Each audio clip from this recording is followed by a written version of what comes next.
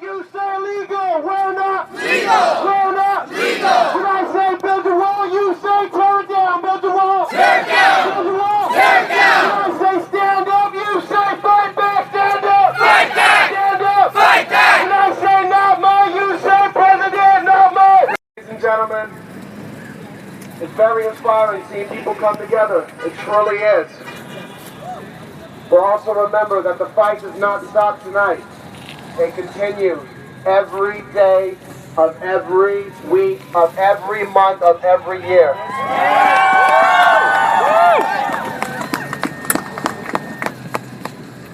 It's no longer time to live with the old philosophy that all is needed for evil to not triumph for a few men to do something. No.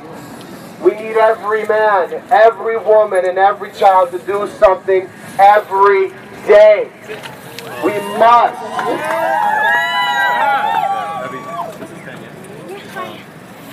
Folks, I want you to look around you. There's a lot of people here, a lot of people that are not new to the struggle for civil rights.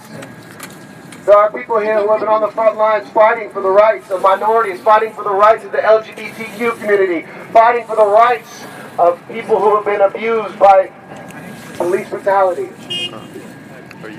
I want you, at the end of this rally, after realizing how many people are out there, I want you to wake up tomorrow and say, I am going to do something in my America. I'll keep an eye out. Sometimes it's really hard. I wouldn't wish the life of an activist on anyone. It's a lot of headaches. It's a lot of really colorful language thrown at you. But I'll be damned if we don't go out every day trying to make a difference in our communities. You know, thank you. And I will say this, though it may be hard, we don't always lose. For over the last year, Utahns Against Police Brutality has been fighting to get this, has been fighting Sam Gill, the district attorney's office, to get the footage released of young Abdi Mohammed shooting that happened in front of the homeless shelter which I work at. And after many no's, many sit-ins, many call-ins, many calls to city council, after trying and trying last week, the State Records Committee voted in our fucking favor.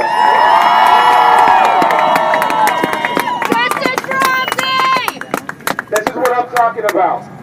Because the presidency is bigger than one man. We look at Trump, and then we look at the House Republicans, the House Senate, people that support his agenda. We can't just come here and bully against one man. We are fighting against an entire system that wants to isolate us, that wants to marginalize us and say, no, you are not worthy of health care. No, you are not worthy of rights. No, you are not worthy of workers' comp. You are not worthy of all the things that we have been worthy of since the day of the Republic. That is a problem, and that's what we fight to change. Yeah! So now, I request you guys to do the hardest thing. I'm not asking too much. I'm not asking for the impossible. We do not ask that every single person has to dedicate their lives in some fashion or some form. Everyone plays their role. But what I say is this. You wake up in the morning, you have your coffee, your soy latte, whatever have you. You go to work, you drop your children off, and then you do one thing, and remember this. You go to le.utah.gov. That is where you see Utah legislation being approved, being denied, and being written. That is where you find your senator, your congressman, your House representative. Get to know these people. Call them. Email them. If they don't call or email back, you go to that office. You find out what they're supporting and why, or what they're not supporting and why. That is the key. We become way too jaded. I'm tired of us striking back after it hits the news. Once we find out about it, then, oh, this is horrible. Well, where were you when we are trying to march on them during while they're... Black lives matter! Black lives matter! When I say we're not, you say legal! We're not! Legal! We're not! Legal! When I say build a wall, you say tear it down! Build a wall! Tear it down! Build a wall! Tear it down! When I say stand up, you say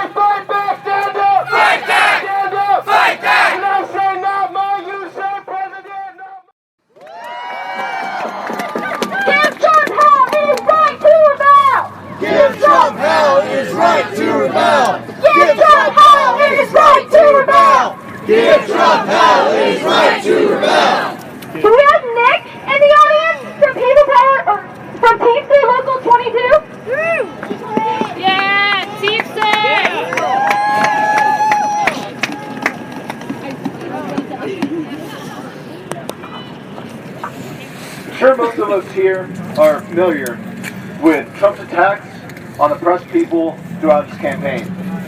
He made clear his intentions towards black and brown people, toward women, towards religious minorities, and the LGBTQIA community. Homeless and disabled as well. Please say it. Homeless and disabled as well. And homeless and disabled as well. But his intentions to break the labor movement have gone largely unreported and unexamined. I'm a member of Teamsters Local 222, and because I'm fortunate enough to be part of organized labor, I can count on a yearly wage increase, benefits like health insurance, a pension, and protection from unjust and arbitrary discipline and job security. I can stand up to my bosses and hold them accountable for safety violations and exploitative practices designed to weaken our position as workers without fear of retaliation. Unfortunately, fewer workers in America enjoy this position than at any time since the Great Depression. Compounding this problem is anti-worker legislation which outlaws effective strike activity and right-to-work laws which force unions to represent all workers, but doesn't require any of them to pay the dues unions need to represent workers effectively. The Bureau of Labor Statistics estimates that workers in the 26 states where right-to-work is passed, including here in Utah, make about $6,000 less per year than workers in states where all workers in union workplaces pay their dues. On top of all this, union leaders by and large have responded to these attacks on unions by adopting a strategy of collaboration with employers while funneling money to Democrats in hopes of them passing the pro-worker legislation that they have failed to provide year after year and decade after decade. It's clear from Trump's picks for his administration that he intends to deliver the final blows to organized labor and return America to a time when workers had no guaranteed rights and no organization to fight back against the exploitation of the ruling class. In position after position, Trump has installed people bent on destroying the very agencies they are charged with running.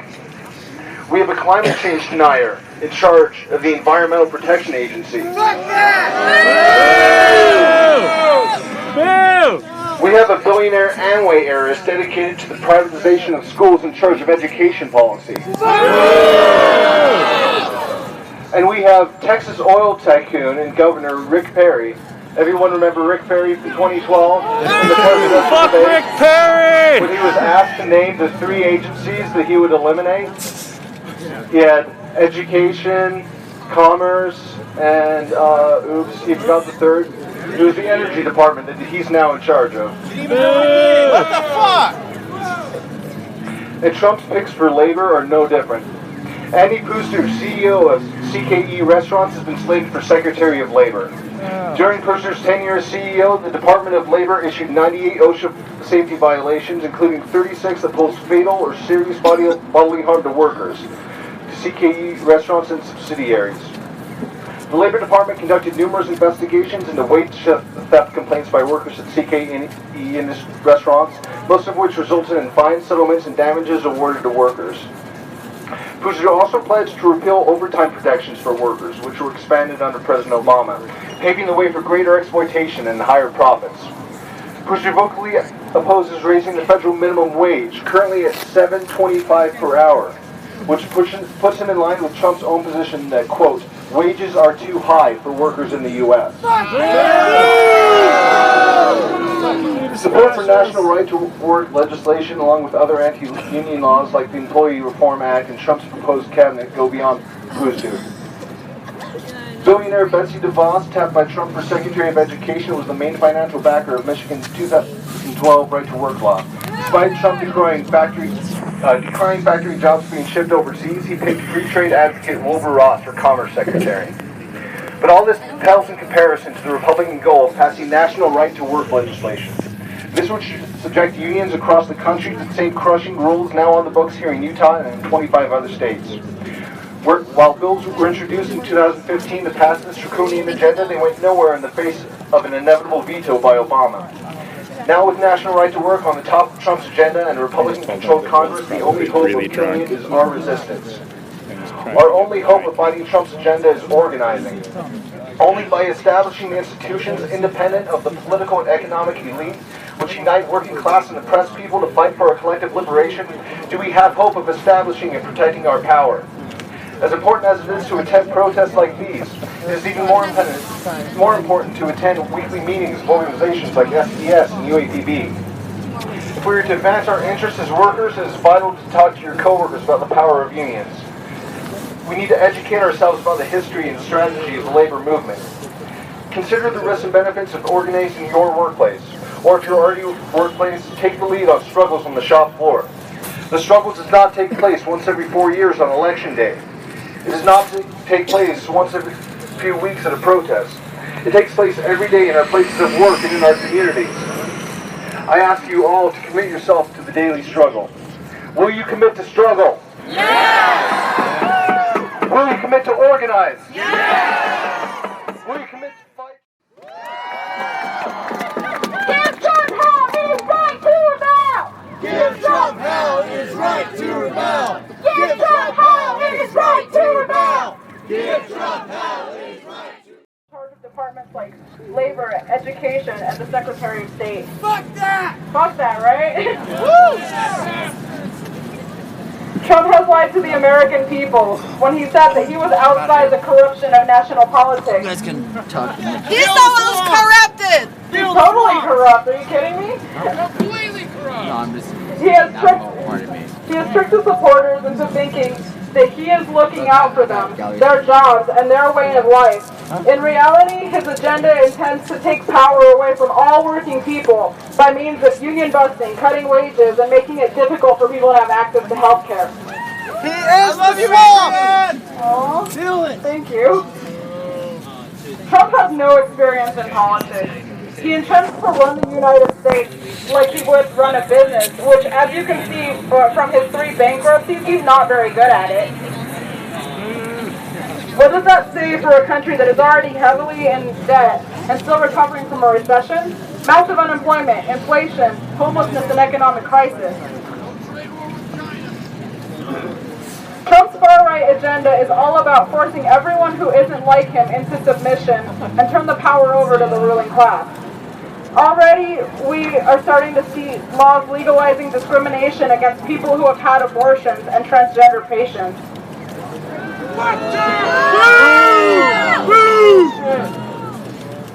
Just imagine what is to come. Trump's rise to power has also brought out the worst in American society, bringing to light a culture of white supremacy, xenophobia, nationalism, misogyny, and cis-sexism, and extremist violence. I'm calling you out, America. Get it together. As we have hopefully learned from the Holocaust, we absolutely cannot remain silent or compliant with the system that we are living under, while hundreds of families are being destroyed and marginalized groups are being targeted. That's right. Once again, Donald Trump is the enemy of the working class. Yes, he is! And the lower class. The only way to fight a fascist like Donald Trump is to unite and attack the system on which he rose to power. Yeah! Yeah, that's exactly what I'm talking about. Say that shit! This is bigger than Trump, and it is bigger than the alt-right or the Republican Party. This is about the social inequality of capitalist society. We must unite as workers and as marginalized people against this failing system. Greed is not good! No, it is not.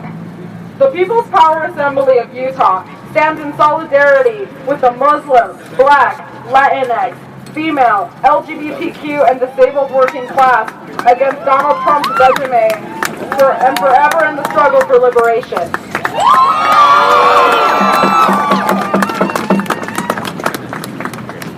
We will fight to keep our communities safe. We will fight to take a stand against the Muslim registry. We will take a stand against conversion therapy, hate crimes, and discrimination. We will take a stand against unnecessary detentions and deportations. We will take a stand against sexual assault, gender-based violence, and the criminalization of reproductive health. And we will take a stand against police brutality. We intend to form a united and intersectional people's movement in our communities. We hope that you will join us in the fight for social and economic justice. As the slogan for the Black Panther says, all power to the people. All power to the people! Exactly. Now, if you're interested in joining us, our next meeting is going to be February 4th at 3:30 p.m. at Miss Diesel Coffee. That is just off the North Temple Tracks line, 641 West North Temple. Thank you, everybody. You have a good night. Youth, Goshu, Paiute, and Dene territories. This is but a small step for us as non-indigenous people to Turtle Island to know whose lands we're standing on, whose lands we're benefiting from, whose resources are being used and abused by an illegitimate government. So if you don't know whose lands you're on, go home, please, do your research. Know whose ancestors you need to be honoring with every step that you take. Electoral politics are a farce. They're treachery in the first place. They uphold a constitution written for very few, and they're the result of colonization, genocide, the theft of lands, and stolen bodies. The current system that is raping our mothers, that is pillaging resources, that is brutalizing and incarcerating bodies, mostly bodies of color, and murdering the rightful indigenous guardians of the land, will never hand us liberation, freedom, or a sustainable means of living.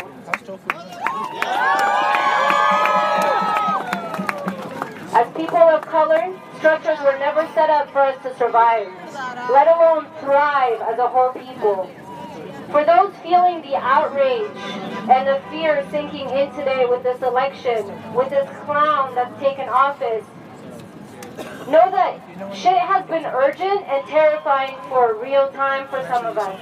That it didn't get better with a token black man put into office. As the black mother who lost her child to police brutality. As the wife who has been ripped from her partner from a vicious deportation. As the trans community whose tears have not yet dried before they hear of another murder. Ask the youth facing decades behind bars because of a third marijuana offense. Fuck that! Ask the indigenous people of Turtle Island, the thousands of water protectors who gathered at Standing Rock in so-called North Dakota these last months to defend sacred water, territories, and traditions. The hundreds. Yeah, give it up for them. The hundreds who have been arrested and harassed, who face rubber bullets, cans of maces, concussion grenades, water cannons at sub-freezing temperatures. It's the Obama administration that allowed police in riot gear, armed to the teeth, in army gear to rush unarmed protectors in the name of private, corporate, and oily interests. While the entire world was watching, we faced off with hundreds of pipelines hit, sometimes on a daily basis. It continues to be a war zone out there. Some of my family was just attacked this week. But what they were not able to take away from us is a warrior spirit and the resilience of the protectors, the courage and the hunger for justice. So close to the land, we chopped up wood, we hauled water, we kept our prayers strong, we felt liberation up there, a taste of autonomy and the memory in our bones of life before phones and capital. As a camp, Red Warrior Camp, we organize ourselves to cook, to make decisions as a collective, to come together as a community, to hustle and to keep each other safe.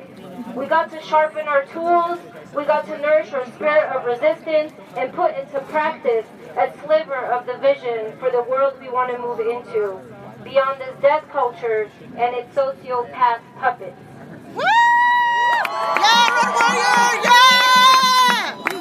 We fought back with our bodies, our spirit, and our creative minds. In spite of helicopters flying over us 24/7, the floodlights pointing at us all night, or the trained mercenaries trying to infiltrate our camps sleeping close to us. There's a lot to learn. There's a lot to learn from communities who've been fighting back. Some of them combating state terrorism since 1492. The solutions aren't going to come from air-conditioned boardrooms. They're in the streets. They're in the hoods. They're in the prisons. They're in the reservations, still known as prisoners of war camps. They're in the deportation holding cells. They're in the hearts and the minds of our youth of color. They're in the resilience of queer and trans and femme of color. So tonight, if you have race or class or gender privilege, it's time to listen attentively. It's time to take leadership from those on the front lines. We're not looking for white saviors, but we're looking for people who are going to put in the work, use their resources. We're asking for you to use your resources fully, to create access for those who have none, to liberate your wallets, because survival is real. We're asking you to put your bodies in the way of the machine. And to my brothers and my sisters of color, we gotta have each other's back, y'all. Yeah. We gotta rely on our own measures of security to keep our communities safe, because we know the pigs ain't gonna do it. Yeah. We gotta keep an eye out for the queer and the trans folks, because they're already the primary targets of state violence. Yeah. And we gotta educate ourselves on our own layers of oppression, our own layers of privilege, because there's this thing called intersectionality, because these levels of oppression live within us in different ways. We gotta keep dreaming of a world that's made for us, in which we can thrive, in which we can love and live freely. And in the meantime, don't leave others behind just to get yours.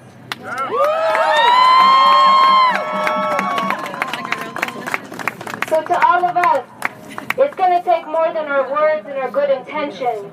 It's gonna take us stripping our egos, keeping our spirits protected, looking out for those most vulnerable, and putting our bodies in harm's way. It's going to take us calling out all levels of oppression. It's going to call us staying woke while we bang on the system, while we chip away at it with all that we got, and then some.